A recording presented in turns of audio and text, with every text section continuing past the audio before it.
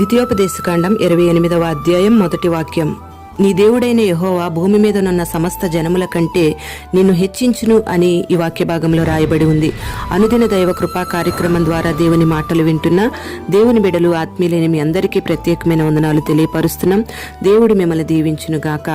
ఆయన పిల్లల్ని దీవించడం అంటే ఆయనకి ఎంతో ఇష్టం. మరి ఈ వాగ్దానం నెరవేర్చబడాలి అంటే మన విధేయత మీదే ఆధారపడి ఉంటుంది. దేవుని మాట వినని ప్రతివారు శాపగ్రస్తులుగా మార్చబడతారు. కానీ విధేయత చూపడం మనిషికి సాధ్యం కావడం లేదు.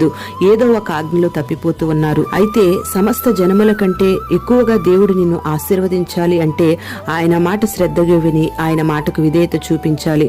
అబ్రహాము దేవుని మాటకు విధేయత చూపించాడు, దేవుని మీద విశ్వాసం ఉంచాడు. అందుకే ఇశ్రాయేలీల జాతికి మూలపురుషునిగా, విశ్వాసులకు తండ్రిగా ఆశీర్వదించబడ్డాడు.